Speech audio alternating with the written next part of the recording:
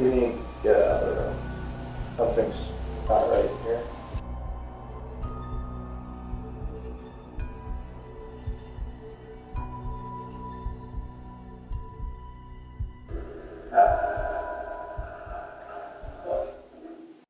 I've personally seen what they call a black mass, which I never believed in all that. Watch paranormal shows, nah. Until I saw one myself go up the stairs. You want to leave the session? Sure. What? That just lit up.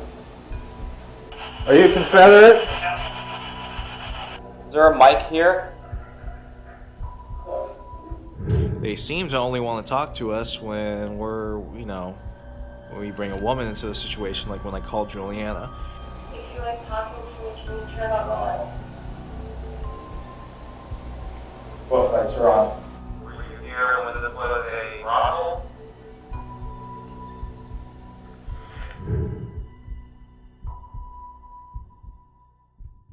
Are you alone, Richard? I heard a knock back there. Are you knocking on that door?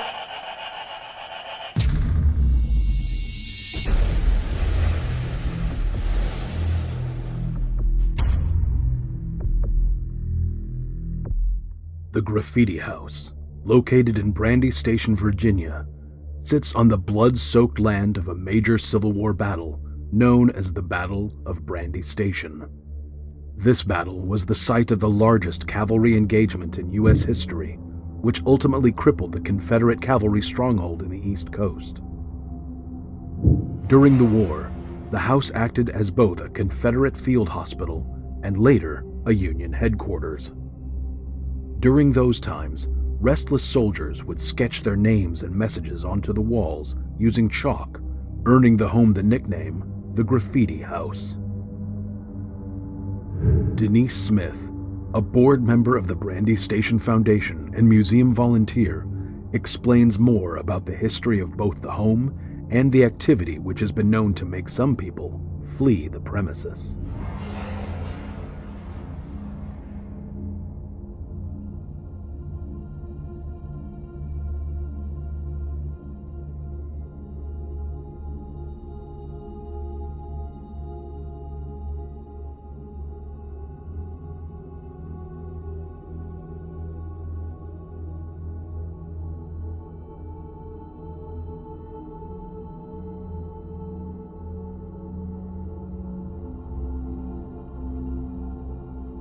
The house was built in 1858. It was purchased by John Alexander Stone, and it was purchased from a Mr. Barber. The one Mr. Barber was a lawyer that lived in the big house across the highway called Beauregard, and the other Mr. Barber owned the railroad. So John Stone, who was one of the founding families of Brandy, decided what a perfect place to put a store. And since he was the postmaster, post office, so he built the house. He ran it as a mercantile and a post office. Did very well. He came from a wealthy family, but still, he did very well. The war came. Well, the first recorded graffiti that we had upstairs, which is no longer with us because it was stolen, was from 1862. That was the date on the graffiti. And we believe it was done by the Confederate soldiers that were coming back from the Battle of Cedar Mountain. Whether they came here to recuperate, whether they came here to regroup and go fight another battle, we don't know, but we do know they were in the house. So the house goes a little quiet for a while. John's still trying to run his business in the midst of a battle going on everywhere around us. We have records upstairs that the Confederate soldiers that were in the Battle of Kelly's Ford were here and wrote on the wall. The big battle came on June 9th, 1863. 20,000 horses, God knows how many cannons, biggest artillery, and horse battle recorded in the Northern Hemisphere. The house was used as a hospital by the Confederates. There were many people that came and went out of here. There were a whole lot that died. Upstairs was used as surgical rooms. We know that because we've had forensic people in here that have sprayed the floors with luminol and then blacklighted them. And it is, even 155 years later, the blood is still saturated on the floors, especially in front of the windows, which you've got to remember back then there was no lighting. So they used the windows for their light source. So it's in front of the windows, and it's very, very bad. So this county was basically a Confederate stronghold for a long time. In the fall of 1863, the Yankees took over. Now, when the Yankees came in, they came in with 120,000 soldiers. And they actually spent the whole entire winter in Culpeper County and surrounding areas. The house was then used as a quartermaster's place. So we know that the Union used this at the time. Well, when the Union soldiers came in, they saw that the walls had been written on by the Confederate soldiers. So they went through the house and they had fun taking the charcoal out of the fireplace and writing, not so much over top of the Confederates, but adding to it. There's many drawings and things like that. Well, they were here from end of October of 63 till the spring of 64. And then, of course, they went, we have the wilderness, and they all went. Well, they decimated the area. This house was left. One of the houses across the railroad tracks was left. And the Stone family house was left that is down the road a piece. Plus the big mansions were left because the big generals used them to stay in. So the house set here, we have no idea what went on from the time they left until the war was over. Well, when the war was over, John came back in and went, oh, my walls are a wreck. And he actually took whitewash and whitewashed all the walls inside this house. Whitewash is water, I want to get this right, water, lime, and salt. And it sealed all the graffiti, sealed it all. So nobody knew there was writing on the wall. The store went on, post office went on. John rented it out to somebody that ran it for him while he lived in Fredericksburg. In 1898, his last surviving sister died. John came back from Fredericksburg. He sold his property, and he sold the family property. And it became an actual residence for the first time. We have a picture of a Mrs. Borsch sitting on the front porch in 1905. Front porch being the front of the house that faces the railroad tracks. And she refers to this as the old hospital. So we have it as the old hospital, Confederate hospital, just remember that. And then it went through, I think, 3 or 4 different families over the years. It got in total disrepair. And somebody was kind enough to come in and save it, and we have what we have today. The Brandy Station Foundation has owned it since 2003, and we have spent a lot of time, a lot of energy, and a lot of money to keep it to what it is today.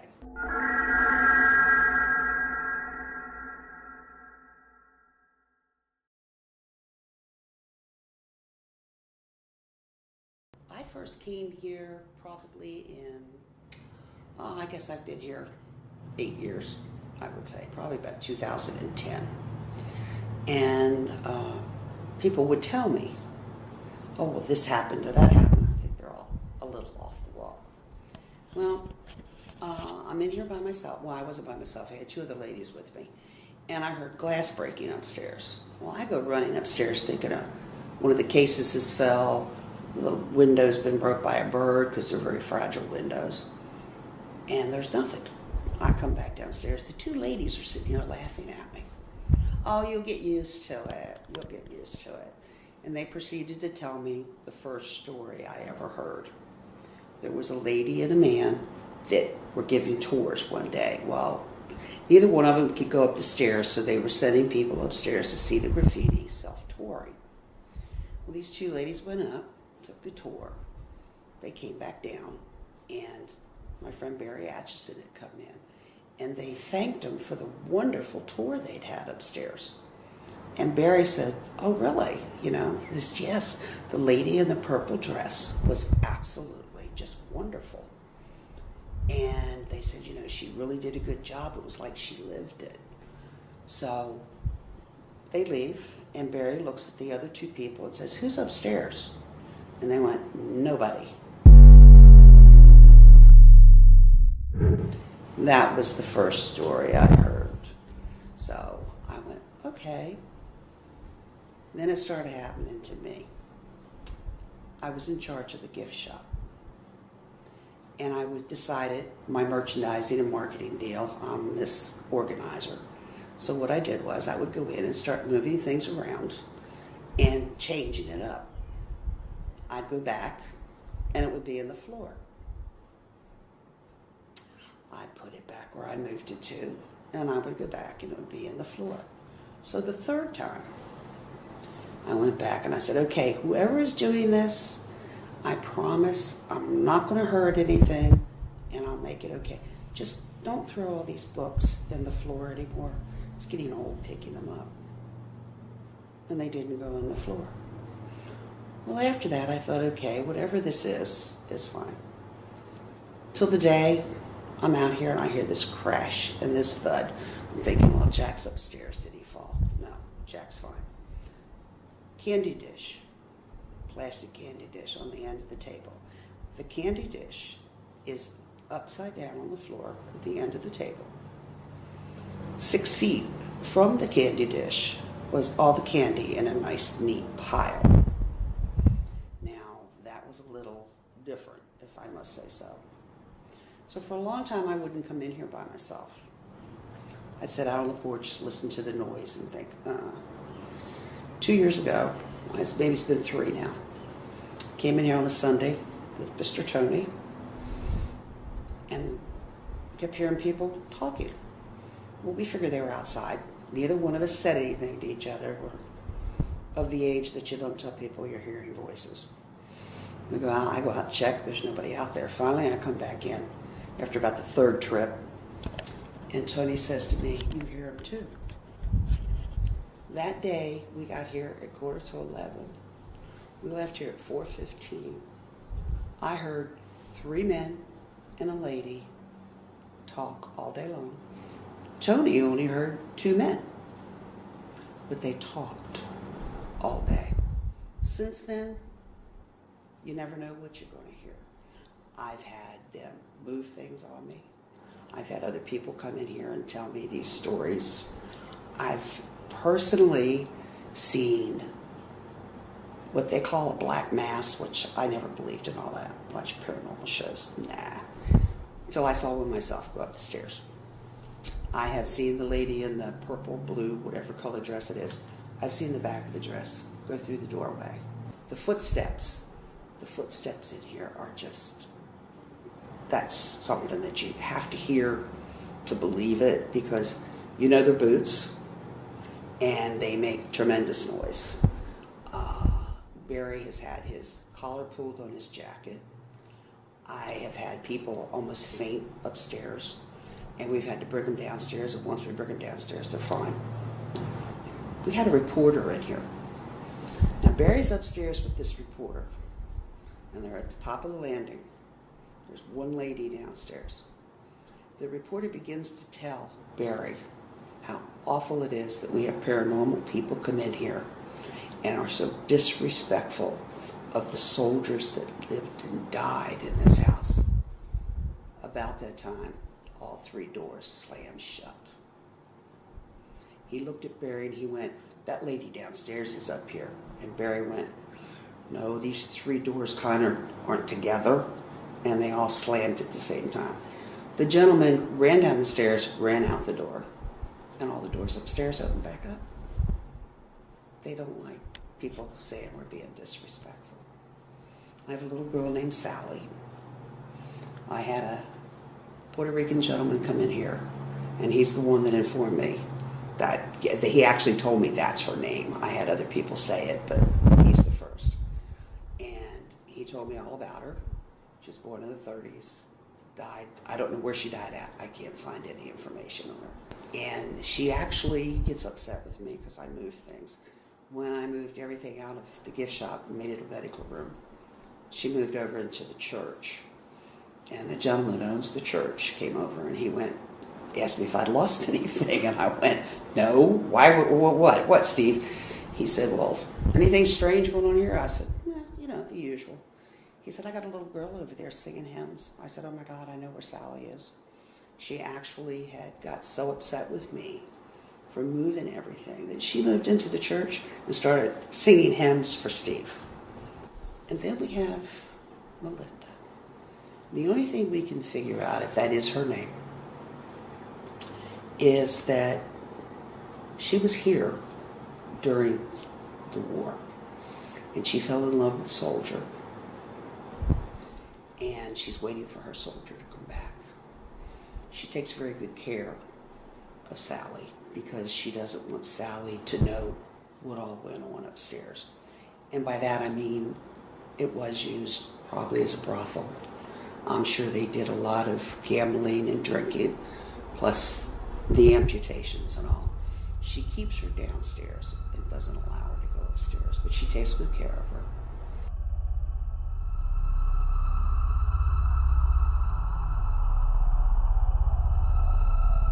As we were getting our equipment set up on the first floor, Ryan and I heard walking and stomping on the floor above us. This led us to start our investigation in the Bowman room, where we believed the noises may have originated. However, after 30 minutes of using multiple methods of communication, we weren't able to receive any form of contact. This led us to the Marshall room, where immediately we noticed something strange start to occur, followed by our first form of communication. You want to leave the session? Sure. What? That just lit up. You want to leave the session? Sure. What? That just lit up. Maybe it's always like that. Do it again. I've never had that happen. Well, we've never had it on a lower setting before.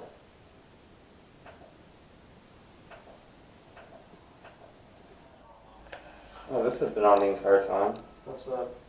My recorder. Oh, it's because of the light right here. Oh, hey.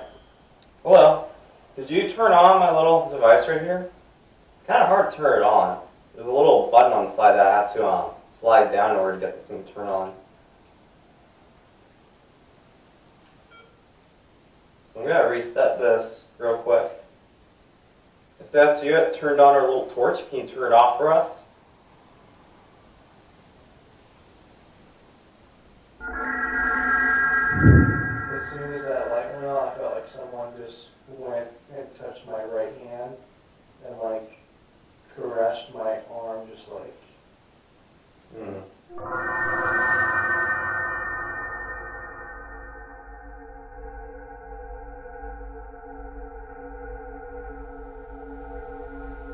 there is anyone in this house, can you come to this room with us and turn on one of these little lights on the floor for us? You want us to turn off the light in the corner of the room? You can make it flash. We can go ahead and turn off the lantern if that's what you'd like.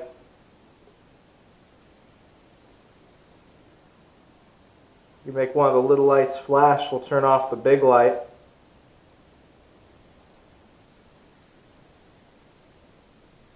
Do you not want us up here? Do you want us to go back downstairs? Do you need a break?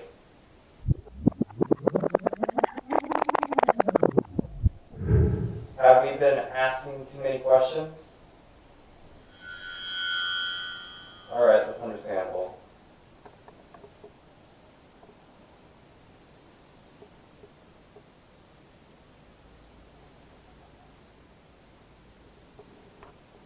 We do have a lot of questions to ask you, so if you're able to answer them, we could then stop asking you questions, and then we could leave you alone for the rest of the night.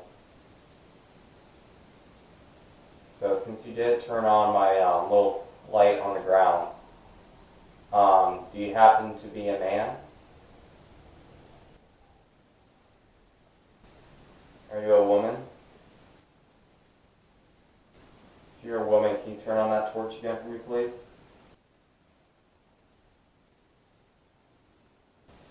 Were you a soldier?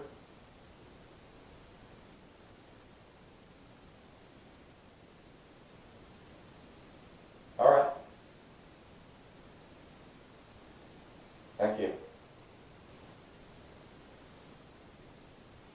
If you were a Confederate, can you turn the light off? If you fought for the South, can you turn that little torch on again for me, please? Great, thank you so much.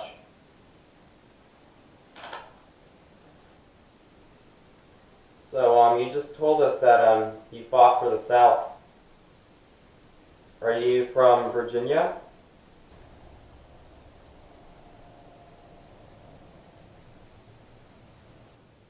Are you from Tennessee?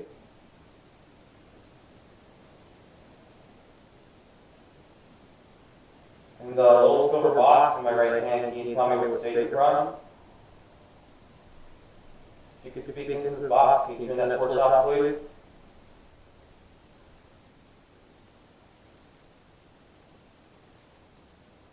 Were you here when this was a hospital?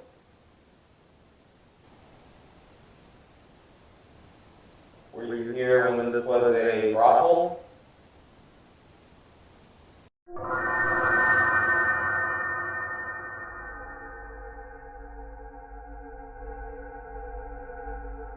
As we were listening back to the audio on our digital EVP recorder, we noticed that the flashlight began to turn on to the exact questions it had turned on to previously. Were you here when this was a brothel?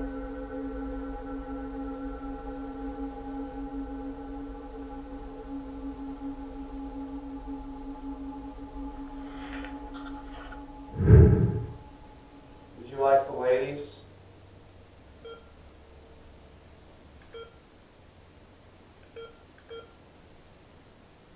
If you like the ladies that were here, can you turn on the other light? Can you turn on the other light? Turn that one off, please. Thank you. Can you turn on the other light if you like the ladies that were here? Did the ladies here treat you well?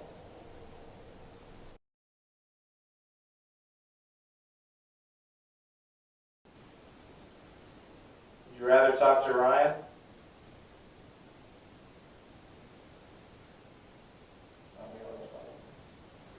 Would you rather talk to a lady?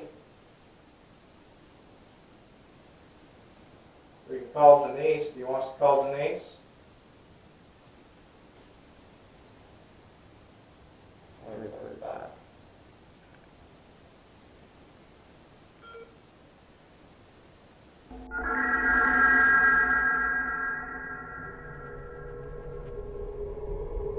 We decided to try and call Denise to see if she would speak with whoever was in the room with us, as she seems to be the only person at the home the spirits respond to.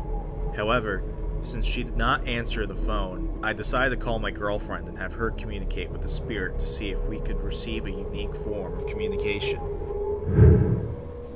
You want to say anything to Juliana? If you could turn on the light again, she'll stay on. Are you gentle? That's Are good. you going to turn on the light for them?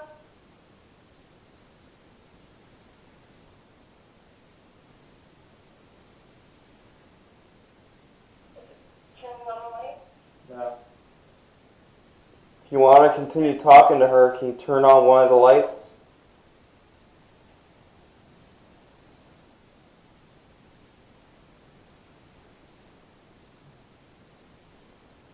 All right.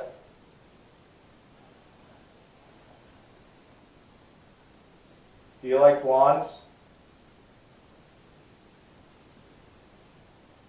What about brunettes on their heads? They're purple too.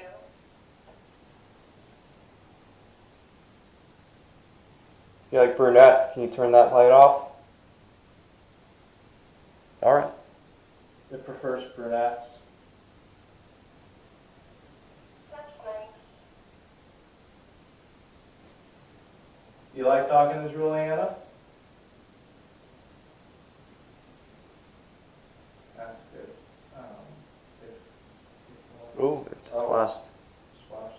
Say if you like talking to me, can you turn the light on?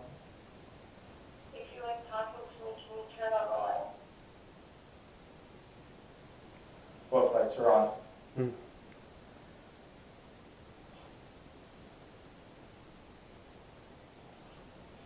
Ask it to turn it off. Can you turn off the light?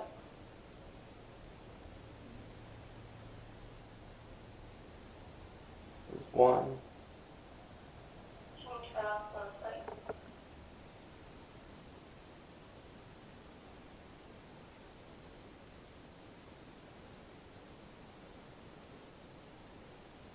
They're both off now.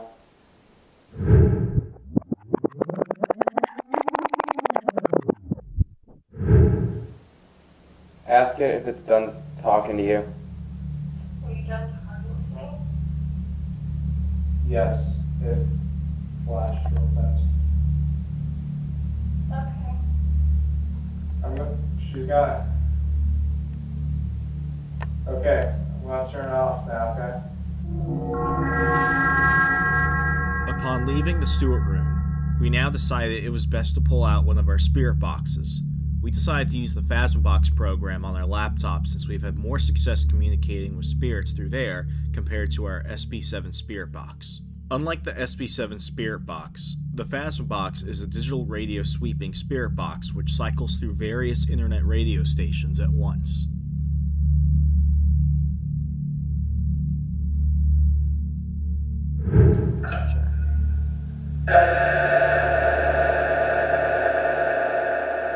Hello, is there anyone here with us this evening? We've come back up here to talk with some of the others. Is the gentleman that we spoke with earlier, is he up here with us?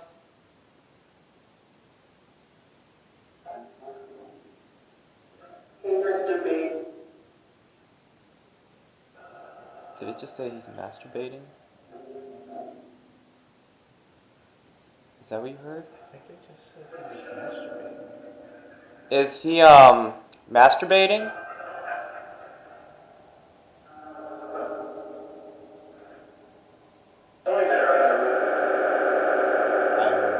Huh? Hi there. Hi. What's your name? I'm Ryan. My brother is Remso. William.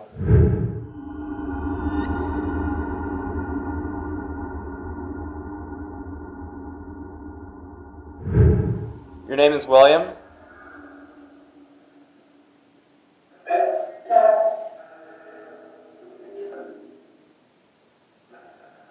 If there's a William here with us, there's 3 little lights right next to Remso on the chair. Can you turn one of them on?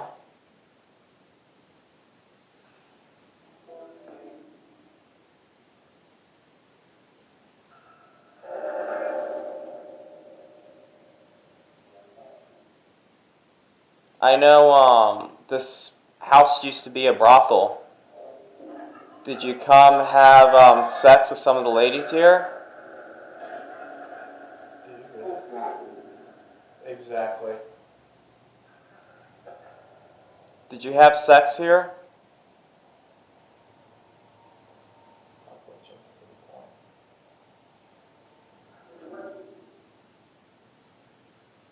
Was this house a brothel before or after the war?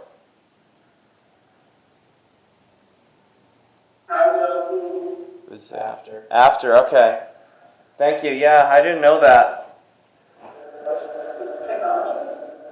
Yeah, this is technology. It's evolved over the years.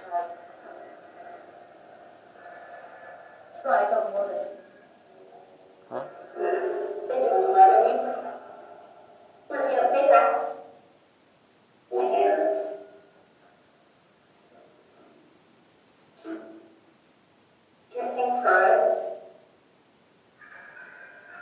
What's your name?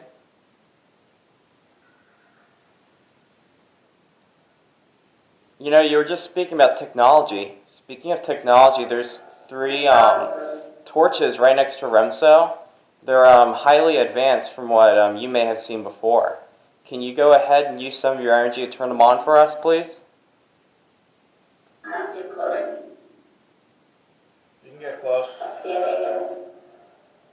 Are you standing?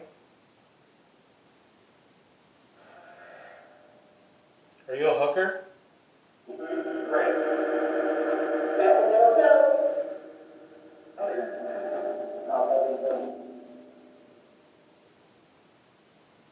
Is there someone on the other side of the door to this room?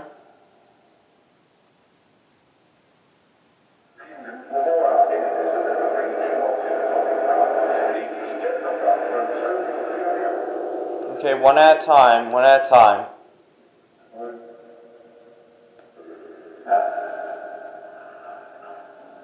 Are there any prostitutes here?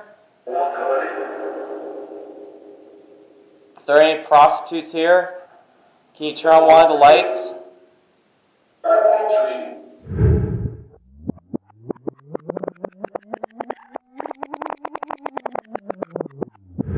Hello?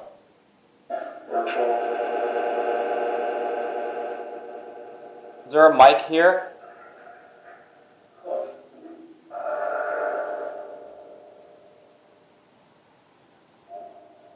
What about Melinda? Yeah, Melinda. What? Right here. Melinda, if you're here in this room with us, can you turn on one of the lights, please?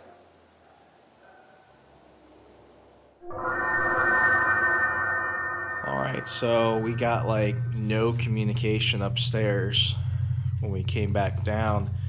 We are trying to think of something to do to kind of get them to talk to us without agitating them or aggravating them.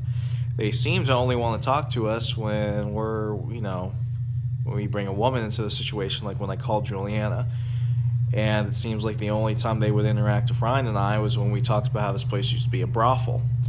So, with a lack of women, with a lack of prostitutes, I think maybe they'll communicate with a soldier or someone pretending to be a Confederate soldier.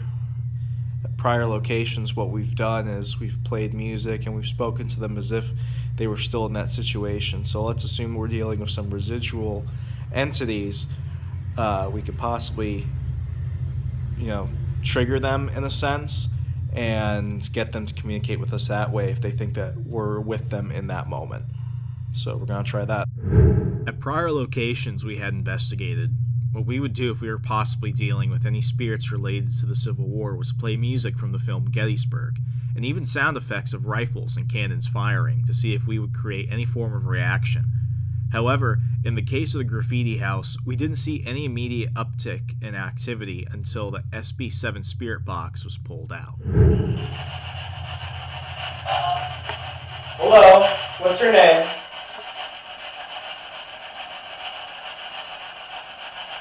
That was here. Hello, where are you? What's your name?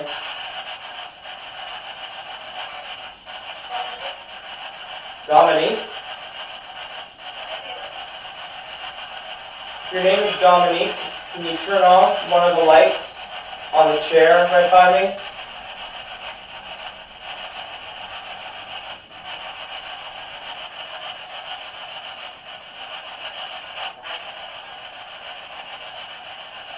Who's that? That's someone else.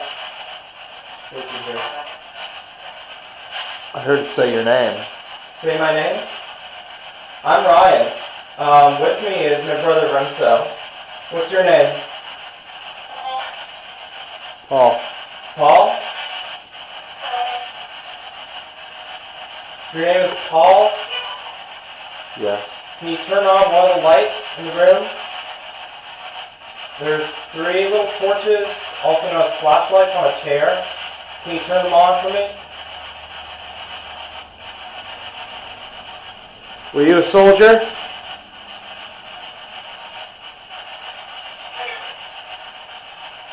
What'd you hear? Where is he? I probably Ask again. Say it again. Were you a soldier?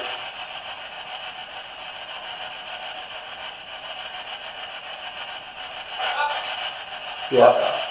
You heard? Did you tell me to Yeah. Yeah. If you want us to leave this room, also known as can you turn on one of the lights in the chair? We're not going to go unless one of them is on. It's a fair trade.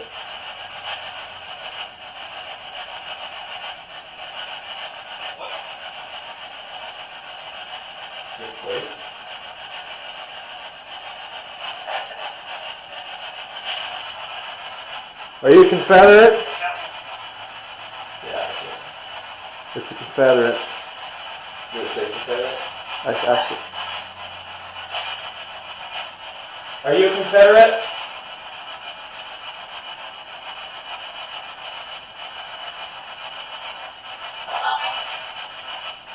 We want to learn more about you, that's why I'm asking. Are you from Virginia? It said Virginia. That was Virginia. You're a Virginia person, right? Virginia, your home?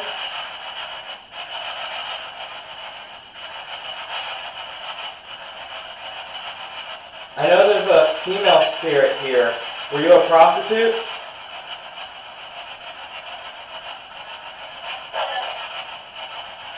No? Is Melinda here?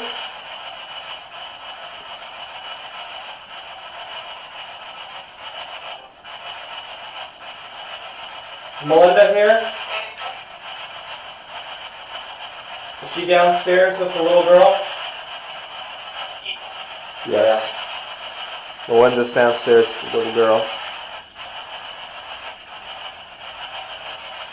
Earlier we spoke with a Confederate soldier, and someone told us that he was masturbating.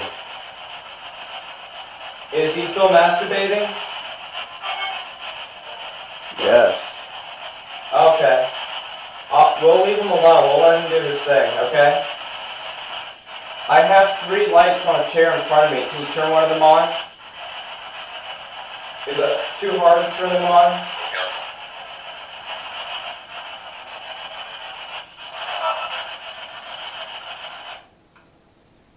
Feeling a little bit sick.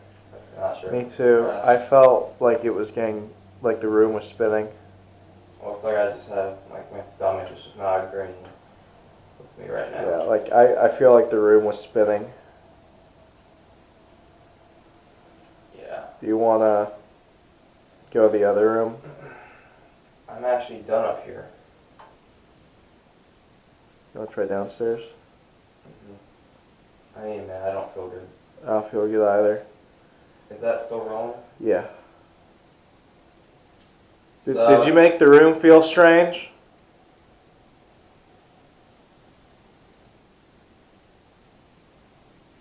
Are you the one making me sick? If you're making me sick, you have to turn on one of those lights.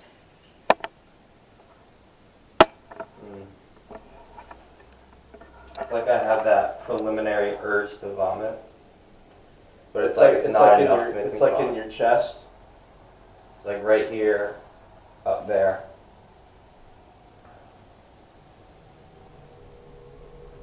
Something is... We need to get out of the room. Yeah. Something's not right in here. Well, yeah, there's open up. Mike, we're gonna leave. After we concluded our investigation on the second floor, we now decided to finish out the night on the first floor by first investigating the makeshift surgical ward.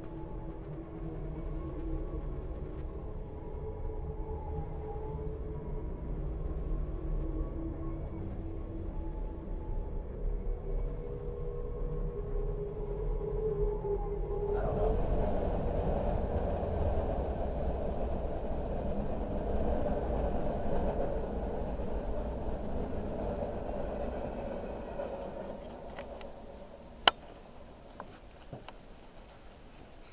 Go for Sergeant Rick Ellsworth.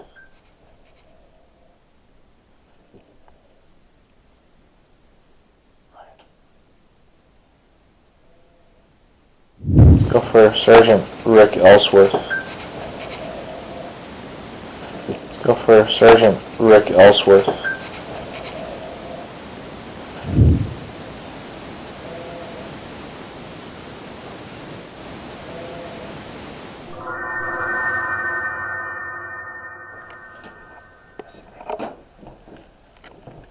Hello?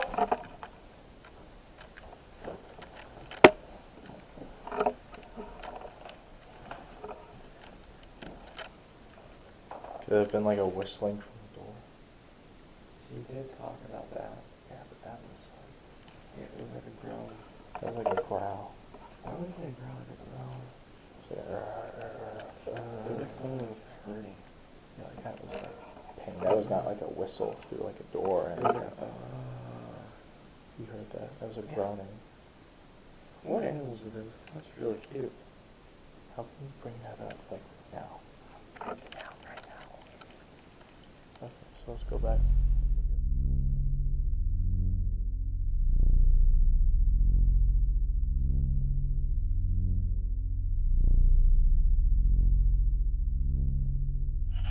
There's someone here.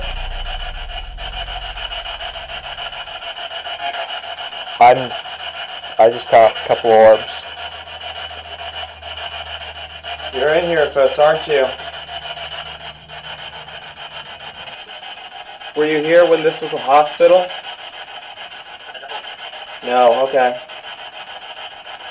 And the light's on. Is Melinda here, Fus? How about Sally? The little girl, is she here?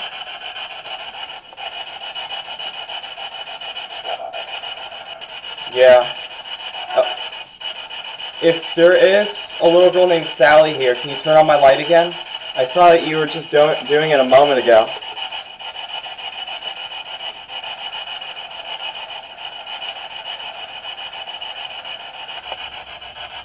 Were you a soldier?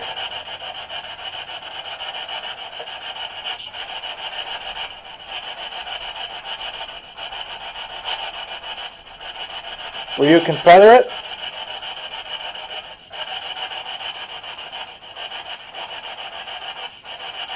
What about a Yankee? Were you a Northern Yankee?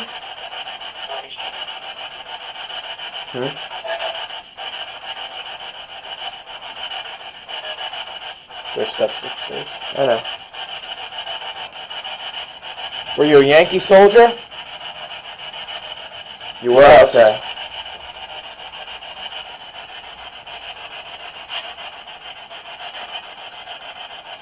What's your name?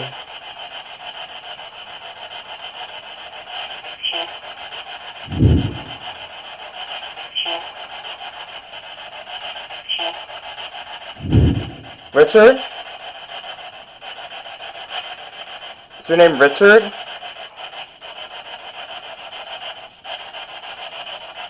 I most likely heard it wrong, so can you repeat yourself?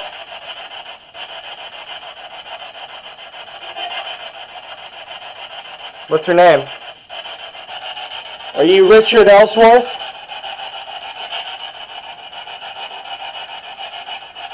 Are you Sergeant Richard Ellsworth? I said so. Okay, yeah, I thought I heard it. It's a little bit hard to communicate with you guys. The little box, it makes a lot of noises. So, Richard, what did you do here? What did you do during the war? Did you say medic? Did you fight?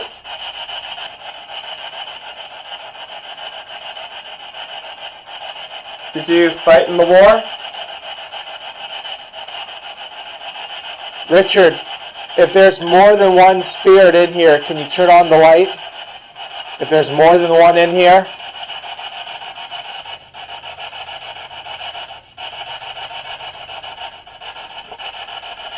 If it's just you, can you turn on the light?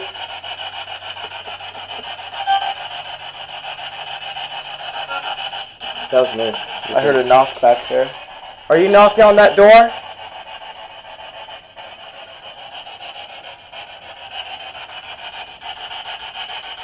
Are you knocking on that door behind us?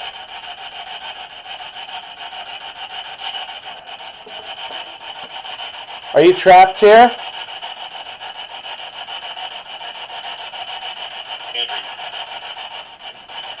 Huh?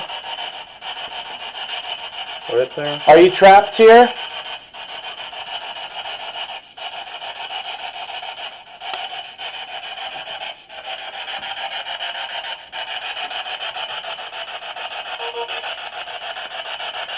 Richard, are you in pain? What? I'm talking to the camera. It's on. Are you in pain, Richard? You can mute that.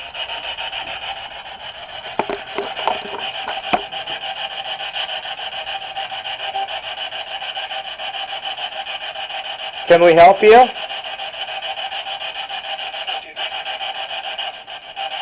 Can you repeat yourself?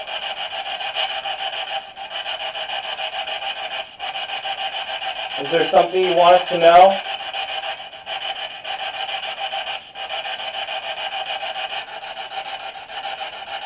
Are you alone, Richard? No, okay. Is Melinda here with you? The lady who wears the purple dress?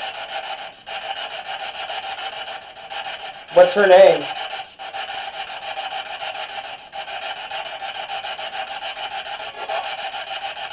If you know her name, can you turn on the light?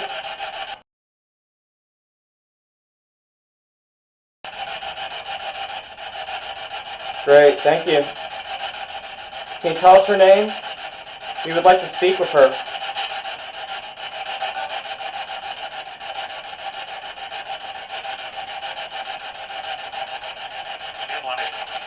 Emily? Did you say Emily? If you said Emily, can you turn off the light? Okay, thank you. Get out of this room. What? Can we go to the other room? No, not yet. What? Where's Emily?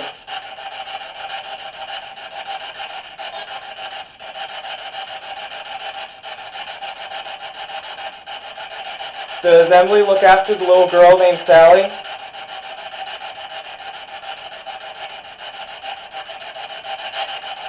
Or is that someone else? If it's someone else, can you turn on the light? So it's the same person, right? If Emily looks after the little girl here, can you turn on that light for us? We want a better understanding of who's here. Emily. What? Did you say Emily again? Richard, we're going to go to another room now, okay? We'll come back here later. If you're okay with us leaving, can you turn on the light again? You've been very good at it. Okay, Thank you so Richard. much. Please just say thank you as well. I think you may have. Thank you. Thank you, Richard. When we were given a tour of the home, we were told that the lady who was looking after the little girl Sally may have been called Melinda. However, Richard Ellsworth told us that her name was actually Emily. This led Ryan and I to further investigate the first floor of the home to really understand who was there and why. Is there an Emily here? Emily?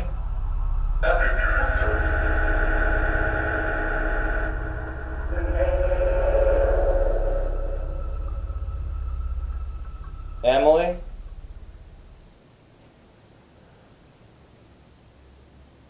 Or is there a Melinda here?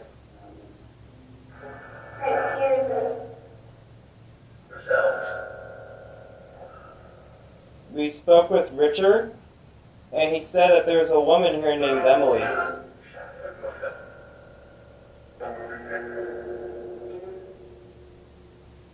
Okay, maybe there's someone else here with us.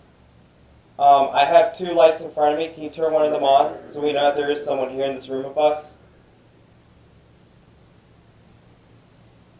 Were you the voice that spoke to us earlier in the night? Radio station.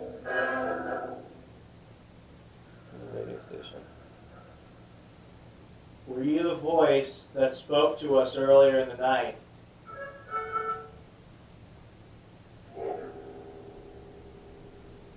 Can you please turn on one of the lights?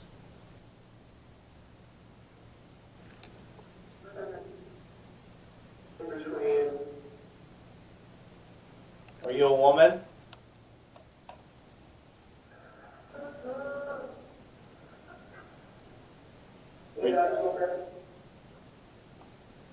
I was a hooker. You were a hooker? Were you a hooker? Were you paid for sex? I said yes. Can you turn on one of the lights?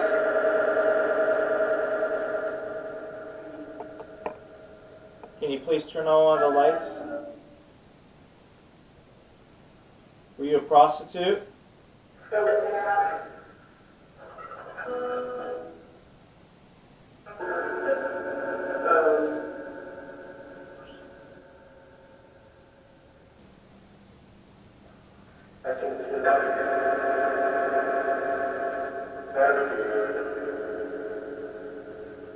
Are you a man? Is there a man in the room? Is there a man in the room? No? No man here? Are the women here? Where's all the ladies? I have money.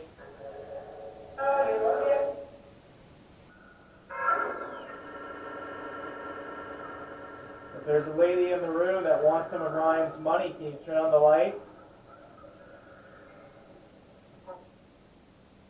If you turn on the light, Ryan will give you a Union dollar. He'll give you Yankee money. You like Yankee money?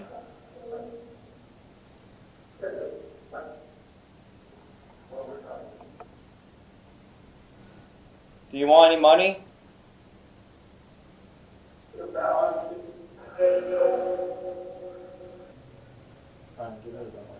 My wallet's in the other room.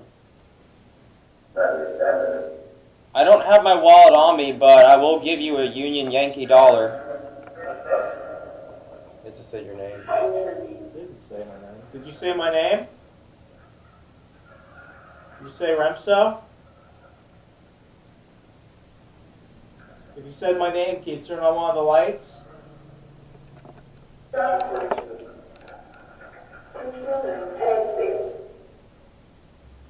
Where's Melinda or Emily? What's her name?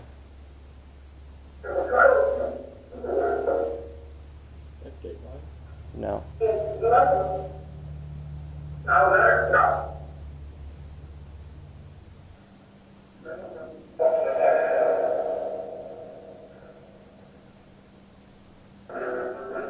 We're gonna leave now. If you want us to stay, can you turn on the light?